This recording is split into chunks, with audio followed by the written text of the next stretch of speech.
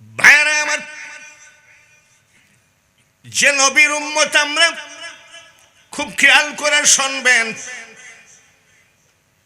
হযরতে মা মরিয়মের আব্বা মানতি করলেন, আমার যদি একটা ছেলে সন্তান হয় আমি কাবার খাদেম বানাবো। আল্লাহ ছেলে না দিয়ে দিলেন মেয়ে, নাম কি? কাবা শরীফের খাদেম বানায় দিলেন নিহাত। 7খানা পর্দা দিয়ে মা মরিয়ম কাবা শরীফের ভিতরে ইবাদত করতেন আর কাবার খেদমত করতেন। বর্তমান কাবা নয় গো, আমাদের আগের কাবা। সুবহানাল্লাযী আসরা বিআবদিহি লাইলাম মিনাল মাসজিদিল হারাম ইলাল মাসজিদিল আকসা। 7খানা পর্দা দিয়ে। হঠাৎ করে এক যুবক ঢুকে পড়ছে। মা মরিয়ম বলছে, তোমার সাহস কত, আমার পর্দা ভেদ করে ঢুকছো? মা মা বললে আবার কোনো ভয়ের ব্যাপার আছে নাকি? কেউ যদি মা বলে ডাক দেয় সেখানে তার খারাপ কিছু নাই। মা মরিয়ম বলছেন, মা বলে ডাকছো তুমি কে গো? বলে, মা আমি দুনিয়ার কোনো মানুষ নই গো মা, আমার নাম জিবরাইল ফেরেশতা। কেন এসেছো তুমি? আপনাকে একটা সন্তান দিতে আসছি। বলে, তুমি কি জিবরাইল ভুয়া না অরিজিনাল? জিবরাইল তো একটাই। বলে, আমি তো বিয়েই করি নাই, তুমি আমাকে সন্তান দিবা কেমনে? বলে, মা আল্লাহ তাআলা জান্নাত থেকে একটা ফুল পাঠিয়েছেন, এই ফুলটা আপনি নাকের মাথায় নিয়ে শুকবেন, সঙ্গে সঙ্গে আপনার পেটে বাচ্চা জন্ম হয়ে যাবে। আল্লাহ পারেনি ফুল শুকায়ে? মাও নাই বাবাও নাই, আদম আর হাওয়াকে বানাইতে পারেনি? পারে আল্লাহ। তাই যদি পারে, কদ জাআকুম মিনাল্লাহি নূরুন ওয়া কিতাবুম মুবিন। তাহলে আমার নবীকে নূর দিয়ে বানাইতে পারবে না কেন? কোন বেহায়া কয়? এ বেহায়া তো ঈমানই নাই। বাচ্চা এসে বাচ্চা দুনিয়ায় আসলেন, বাচ্চার বয়স 2 দিন। কয়দিন? এলাকার কিছু ক্রিমিনাল, এলাকায় কিছু ক্রিমিনাল থাকে না? আপনার এলাকার কথা বলছি না, আমাদের এলাকার মানে চার দোকান মানে ক্রিমিনালের ক্যান্টনমেন্ট। বুঝতে পেরেছেন? যদি আমরা একটা মাহফিল করি, মাহফিলটা ভেঙে দেওয়ার চেষ্টা করে। যদি আমরা একটা ভালো কিছু করি, সে জায়গায় ভেটো দেওয়ার চেষ্টা করে। এরকম 2-1টা লোক থাকে। সবাই পাথর জোগাড় করছে, পাথর। কালকে সকাল 10টায় বিচার হবে। বলে, কার? বলে, ইমরানের মেয়ে মরিয়মের। কি বিচার? বলে, কাবা শরীফটা নাপাক বানায় ফেলছে। আমরা মনে করি ইবাদত করেছে, কিন্তু সে জিনা ব্যভিচারী করেছে। তা না হলে বাচ্চা আসলো কোত্থেকে? কালকে খবর দাও। এক লোক গিয়ে বলে, মা এলাকার কিছু মানুষ আপনার সালিশ বসাইছে। কিসের? বলে, আপনি যে কাবা শরীফের ভিতরে জিনা ব্যভিচারী করেছেন, না হলে বাচ্চা পাইলেন কোথায়? আপনার বিচার হবে। সকাল 10টায় রওনা দেবেন। মা মরিয়ম সালিশে যাবে না পলাবে? আল্লাহ ওয়ালা লোক পলায় নাকি? আলা ইন্না আউলিয়া আল্লাহি লা খাউফুন আলাইহিম ওয়ালা হুম ইয়াহজানুন। কথাটা কার? আল্লাহ তাআলা বলেন, আমার বন্ধুদের কোনো ভয় নাই, চিন্তা নাই, টেনশন নাই, ওদের জন্য আমি আল্লাহ যথেষ্ট। ঠিক আছে, যাব। যাবেন তো? বলে, হ্যাঁ। শোনেন, আপনাকে পাথর দিয়ে মেরে ফেলা হবে, আর আপনার সামনে আছড়ায় আপনার এই বাচ্চাকে মেরে ফেলা হবে। বাচ্চার বয়স কয়দিন? নিশি রাত্রিতে মা মরিয়ম সেজদায় পড়ে কান্দে, মাবুদ আমি তো পাক, আমি তো পবিত্র আছি গো, আমাকে কেন এইভাবে বাচ্চা দিয়ে অপমান করলেন বিশ্বের ভিতরে? আগামীকালকে বাচ্চাকে আশ্রয়ে মারবে আর আমি মরিয়মকে পাথর দিয়ে মারবে। এই কি মাবুদ তোমার বিচার? মাওলা তোমার লীলা খেলা কেউ বোঝে না। জোরে বলেন ঠিক কিনা? মাবুদ সেজদাই পড়ে কাঁদছে। আমার আল্লাহ বলে, মরিয়ম সেজদা উঠাও, ওরা তোমাকে মারতে পারবে না। বলে মাবুদ পাথর রেডি। বলে পাথরের পাহাড় নিয়ে এসে যদি ওখানে পালা দেয় তাও তোমাকে মারতে পারবে না। আমি আল্লাহ বলছি, আমি যা বলছি তাই করো। এখনই সেহরি খাও, রোজা রাখো। ওই টাইমে রোজা রাখলে ইফতারি পর্যন্ত জবান বন্ধ রাখতে হতো, কথা বলা যেত না। কথা বলা যাবে না। তোমাকে যখন জিজ্ঞাসা করবে বাচ্চার পরিচয় কি, তখন তুমি বাচ্চাকে দেখাইয়ে দিবা, বাচ্চাই বলে দিবে বাচ্চার বয়স কত, আগামীকাল কয়দিন হবে। মা মরিয়ম বলেন, মাবুদ 3 দিনের বাচ্চা কি কথা বলতে পারবে নাকি? আমার আল্লাহ বলে, মরিয়ম তুমি আমার ক্ষমতা সম্পর্কে ধারণা করতে পারো না। 3 দিনের বাচ্চা তো দূরের কথা, আমি আল্লাহ পেটের বাচ্চাকে পেটের মধ্যে থেকে কথা বলায় দিতে পারি। তুমি চুপ থাকবা, যেহেতু রোজা আছো, বাচ্চাই বলে দেবে। আল্লাহর হুকুমে সেহরি খেলেন, রোজার নিয়াত করলেন, বাচ্চা নিয়ে হাজির। বেয়াদবরা কয়, এই বাচ্চার জন্ম কার থেকে তুমি মসজিদকে নাপাক করে ফেলাইছো, সঠিক কথা বলবা। মা মরিয়ম দেখায় দিচ্ছে। কি কয়? মানে উনি রোজা আছে। সালিসির মধ্যে তো ভালো মন্দ লোক থাকে, খারাপ যেটা সেটা বলছে পানি নিয়ে আয়, রোজা ভাঙ্গা।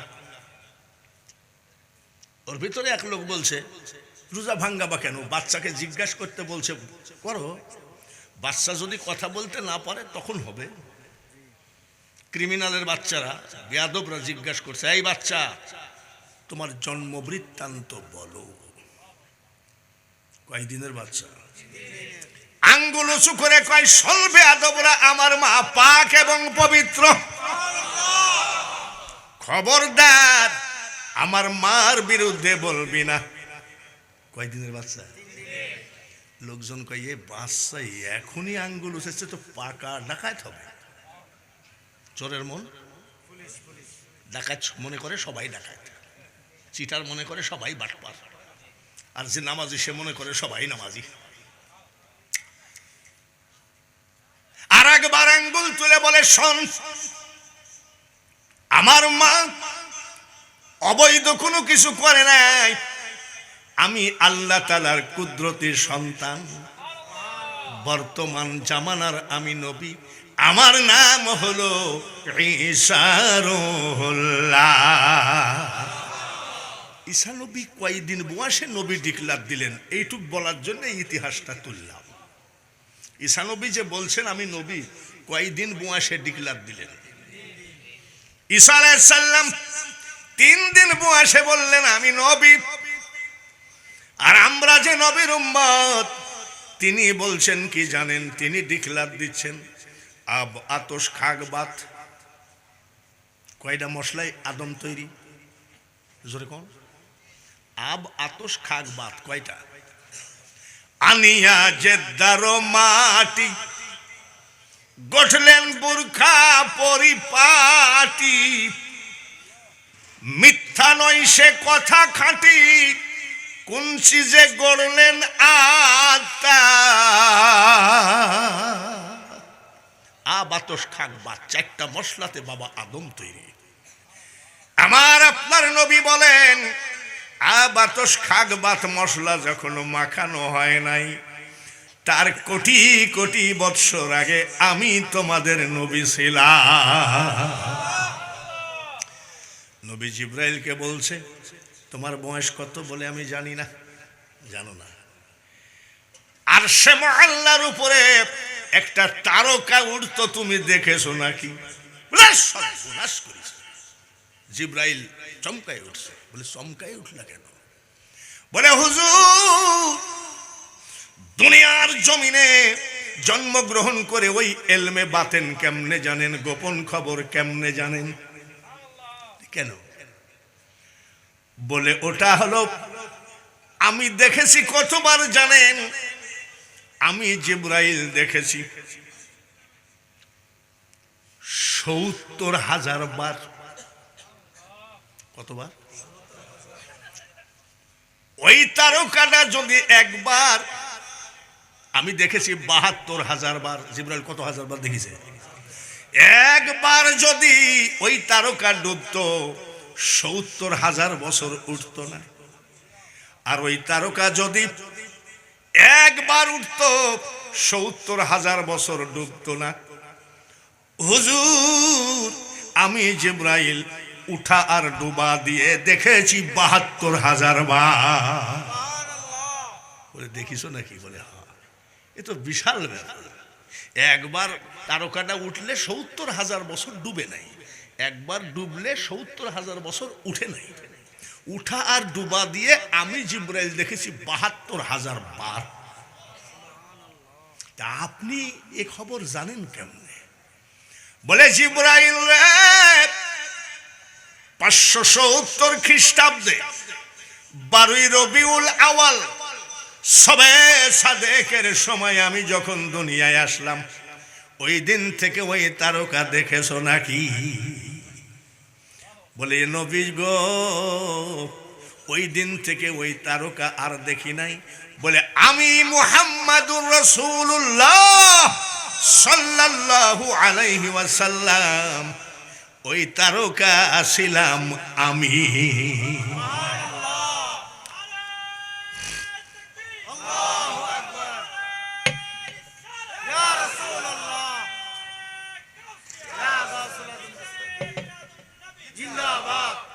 তোমরা তো অনেক লেখাপড়া জানো। কবি নজরুল কি পাস ছিলেন বলো? Class 8 pass. আচ্ছা, তোমরা তো অনেক লেখাপড়া জানো, বলো তো কবি নজরুল এটা পাইল কোথায়? আহাম্মদের ওই মিমের পর্দা উঠাইয়া দেখ না ভাই, আহাদ সেথা বিরাজ করে। তোমরা তো অনেক জ্ঞানী, আর উনি ক্লাস 8 পাস। আর কুষ্টিয়ার লালন ফকির ও জিন্দেগিতে স্কুল কলেজের বারান্দায়ও যাই নাই। সে কি বলছে? আলিফ হে মিম দালেতে আহাম্মদ নাম হই গো তাতে, মিম হরফটি নফি করে দেখ না খোদা কারে ক। যুবকরা একটু বুঝার চেষ্টা করো তো। মনসুরের কলবে বসে আনাল হক বলিলি, আবার শুলেতে চড়াইয়া তারে ফাঁসি দিলি তুই মাওলা, তুই রে তুই। 81 বছর বয়স, 48 বছর ওয়াজের বয়স। যুবক, তোমাদেরকে কি বলবো আব্বা, আমি বাঙালি হুজুর বুঝাই গেলাম, কিন্তু নিজে বুঝলাম না। মাইজ ভান্ডারিয়ালার একটা গান গাই, এটা বুঝতেই আমার ব্রেনে আসে না। সৃষ্টির আড়ালে গোপনে বসিয়া বিদ্যুতে খেলেছ অভিনয় ক্রিয়া, জ্ঞানী গুণী তোমার চাতুর্য দেখিয়া হারিয়ে বসেছে প্রাণ, কে তুমি হে সখা আড়ালে থাকিয়া হরিলা দাসেরই প্রাণ। ও কথা পরে আসবে। এখানে দুইটা মাহফিল, মিলাদুন নবী এবং ওরসে গৌসে পাক। যখন গৌসে পাকের কথায় আসবে তখন এসব কথা আসবে।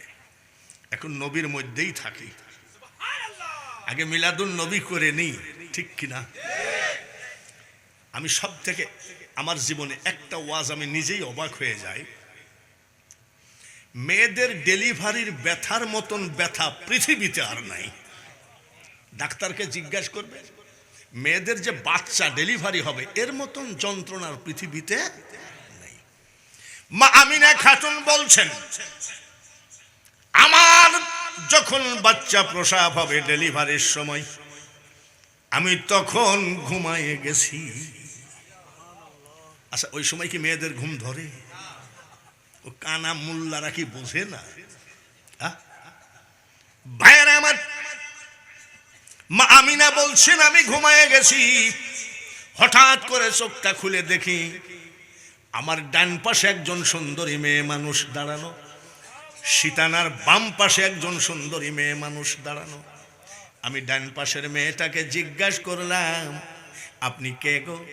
এই মেয়েটা বলছে, আমিনা আপনি ভয় পাবেন না, আমি জান্নাত থেকে এসেছি, আমি তামাম পৃথিবীর আদি মাতা, আমার নাম হাওয়া। মা আমিনা বলেন, কেন এসেছেন? মা হাওয়া আলাইহিস সালাম বলেন, আমি জান্নাত থেকে এসেছি গো আমিনা, আপনাকে একটা খবর দিতে বলে। কি খবর?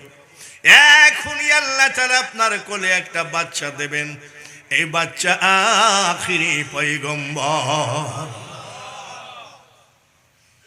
বাম পাশের মেয়েটাকে জিজ্ঞাসা করলাম, আপনি কে? মেয়েটা মিটমিট করে হাসে। এই মেয়েটা বলে, আমি পৃথিবীর একজন অসহায়া নারী। মা আমিনা বলছেন, আপনি নিজেকে অসহায়া বলছেন কেন? বলে, আমিনা গো, আল্লাহ তাআলা আমাকে সন্তান দিয়েছেন, স্বামী দেন নাই। মেয়েটার নাম কি? মা। বলে, আপনি কেন এসেছেন? বলে, আমি দুইটা খবর নিতে এসেছি, দিতে এসেছি। বলে, কি কি? বলে, এক নম্বর খবর গো আমিনা, এখনই আপনার কোলে যে একটা বাচ্চা আসবে, এই বাচ্চা আখেরি পয়গম্বর। দুই নম্বর কথা গো আমিনা, আপনার বাচ্চাকে যারা মন দিয়ে, জীবন দিয়ে, কলিজা দিয়ে, হৃদয় দিয়ে ভালোবাসবে, তার জন্য জাহান্নামের আগুন হারাম হয়ে যায়।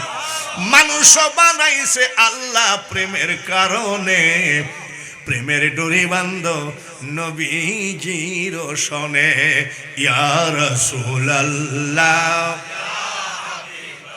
জোরে ইয়া রাসূলুল্লাহ। কবরে হাসরে তরায় নবী গো, সবাই কবরে হাসরে ইয়া রাসূলুল্লাহ, ইয়া হাবিবাল্লাহ, ইয়া রাসূলুল্লাহ। এইবার বুঝে গেলেন আমাদের নবী শ্রেষ্ঠর শ্রেষ্ঠ, শ্রেষ্ঠর নবী এখনো পেটেই আছে। আল্লাহ জিব্রাইল ফেরেশতাকে ডাকি বলছে, শোনো, আমার হাবিব তো যাওয়ার সময় হয়ে আসতেছে, আর টাইমও তো নাই। বলে, মাবুদ কি করতে হবে আপনার হাবিবের জন্য বলেন। জিব্রাইল রে, আমার হাবিবকে লালন পালন করবে তায়েফের একটা মেয়ে, নাম হলো হালিমা। দেখেন কত অগ্রিম কথা। জিব্রাইল, তায়েফ হলো গরিব এলাকা, দুর্ভিক্ষ এলাকা, ওই এলাকায় আমার হাবিব লালন পালন হবে, আমার হাবিব বড় কষ্ট পাবে। জিব্রাইল রে, আমি আল্লাহ সব সইতে পারি রে, আমি আল্লাহ একটা জিনিস সহ্য করতে পারি না, সেটা হলো আমার হাবিবের কষ্ট। তায়েফের মাটি চওড়া ৭২ হাত, লম্বা ৭২ হাত, নিজে ৭০ গজ। তোমার ৬০০ নূরের পাখা দিয়ে মাটিটা উঠায় ফেলায় দাও, নীল দরিয়ার মাটি এনে পরিপূর্ণ করে দাও, আমার হাবিবের খাতিরে কিয়ামত পর্যন্ত তায়েফের জমিনে আর অভাব হবে না। আমি ওয়াজ ধরেছি দুইটা, ওর সে গৌসে পাক এখনো ধরি নাই। মিলাদুন নবী চলছে, আপনারা তো দুইটা মাহফিল চালাচ্ছেন, জোরে বলেন ঠিক কিনা? ভাইয়ের আমার, বন্ধুরা, মা হালিমাতুস সাদিয়া বলেন, আমি যখন ঘরের ভিতরে ঢুকলাম, আমার মুহাম্মদ সাল্লাল্লাহু আলাইহি সাল্লাম এত সুন্দর বাচ্চা আমি পৃথিবীতে দেখি নাই। মা আমিনা আমার কোলে দিলেন। মা হালিমা বলেন, কি আর বলবো রে ও পৃথিবীর মানুষ গো, মনে হলো যেন পূর্ণিমার চাঁদ এসে আমি হালিমার কোলে উদয় হয়ে যা। আমি মিলাদুন নবী বেশি করব না, তার কারণ সময়তে কুলাবে না। মিলাদুন নবী মানে কি? মিলাদুন নবী, নবীর জন্ম বৃত্তান্ত আলোচনা করা নাকি? ইন্নাল্লাহা ওয়া মালাইকাতাহু ইউসাল্লুনা আলান নবী, আল্লাহ বলেন আমি আর আমার ফেরেশতাদেরকে নিয়ে কি করে? তাহলে আল্লাহ মিলাদুন নবী করলো কি করলো না? হযরত আদম আলাইহিস সালাম 120 জোড়া সন্তানের সামনে 3.5 ঘন্টা আমার নবীর জীবনী আলোচনা করেছে। তাহলে বাবা আদম মিলাদুন নবী করলো কি করলো না?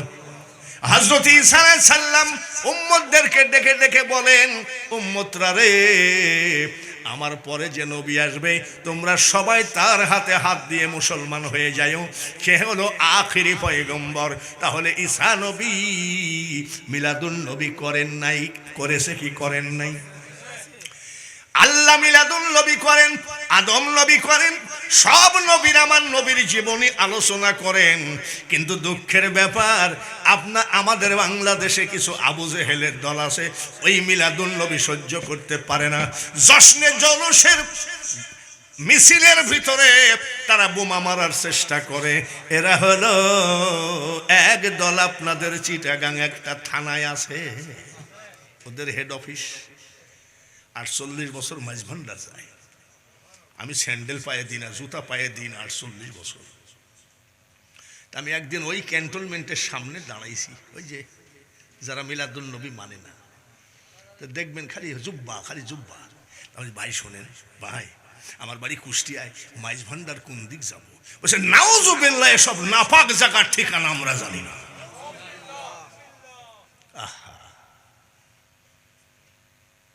ইল্লতে স্বভাব হলে পানিতে যাই গো ধুলে, খাজলতি কিসে ধোবা? কপালে থাকা লাগে বাবা।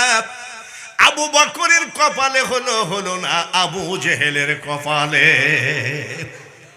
যারা মিলাদুল নবী মানে না, যারা নবীকে সালাম দেওয়া হারাম বলে, দুরূদ শরীফ পড়া বেদাত বলে, এরা আবু জেহেল মারা গেছে, তার নাতি পুতি বংশধর রেখে গেছে, এরাই হলো তারা। আল্লাহুম্মা, জোরে জোরে সাল্লি আলা মাওলানা ওয়া আলা আলি সাইয়্যিদিনা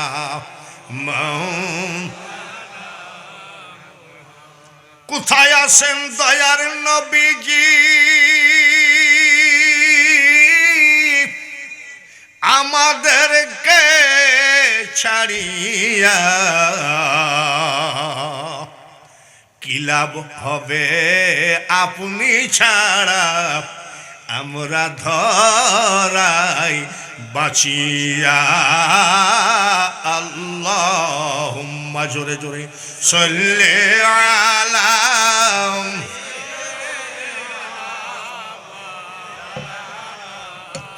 মারহাবা ওয়া আলা আলি মাও। জ্ঞানী বুঝে ইশারাই, মূর্খ লাঠি দিয়ে ওর চোখের মনি ফাটাইয়া দিল, বুঝে না। নবী আমাদের শ্রেষ্ঠ, কিতাব আমাদের শ্রেষ্ঠ, ধর্ম আমাদের শ্রেষ্ঠ, জাতি আমরা বলেন আলহামদুলিল্লাহ। এইবার হবে কার কথা? বাগদাদেতে জন্ম তোমার, মারহাবা। ছিল রমজানের সময়, দিনের বেলায় খাও নাই দুগ্ধ, তাইতে তোমার রোজা হয়, মায়ে জানে না ছেলের গুণ। হয়ে গর্ভধারিণী তোমারই নামের গুণে আগুন হয়ে যায় পানি। হাই বড় পীর আব্দুল কাদের, মারহাবা। এবার পরশে গৌসে পাক শুরু হচ্ছে। আপনারা আমাকে পাই বেজার না খুশি? খুশি দুই রকম, একটা মুখের আর একটা অন্তরের। অন্তরের কথাটা 1 নম্বর না 2 নম্বর? 1 নম্বর। কি জানি, এখন তো 1 নম্বর লোক পাওয়া মুশকিল। শেখ হাসিনার সময় নির্বাচন দিল, আমি জুম্মার দিনে মসজিদের ভিতরে বসা, এক লোক 2000 টাকা পকেটের মধ্যে ঢুকাই দিয়ে কয় ইগল মার্কায় ভোট দিস। কি মার্কা? তো টাকাটা পকেটে রাখি বসে, খোদার কসম আল্লাহর ঘর, ইগল ছাড়া ভোট দেব না। মসজিদের বারান্দায় গেছে, আওয়ামী লীগ ঢুকাই দিয়েছে 5000, ভোট যেন না নড়ে। মসজিদের দেওয়ালে হাত দিয়ে বলছে খোদার কসম ভোট নৌকার। আমি ভাবলাম আল্লাহর ঘরে যদি এই লোক 2 বার ভোট বেছে, তাহলে 4 দোকানে বসে কয়বার বেছে? এই জন্য জিজ্ঞাসা করলাম যে আমাকে পাই আপনারা খুশি না বেজার? কথা কি 1 নম্বর? একদম 1 নম্বর কথা যদি হয়, সামনের দিকে 1 হাত করে আগায় আসতে হবে, তাহলে মনে করব কথা 1 নম্বর। আর যদি না গান, তাহলে মনে করব ভোট বেচা লোকের অভাব নাই। না রে ভাই, সব 1 নম্বর। নারায়ে তাকবীর, নারায়ে রিসালাত, নারায়ে গাউস। সবাই আগায় আসেন। লা ইলাহা লা ইলাহা লা ইলাহা লা ইলাহা ইল্লাল্লাহু মুহাম্মাদুর রাসূলুল্লাহ। যারা নবীজির বিরোধিতা করেছেন তারাও নাই, কবরে গেছে না। খবরদার মাঝ ভান্ডারে যাবেন না, পাকা হারাম। উনিও নাই। আপনারা তবারক খাবেন না, তবারক খাওয়ার গু খাওয়া একই কথা। সেও গেছে নাকি? বাঙালি হুজুরও গেছে না? এরে উস্তাদুল উলামা আল্লামা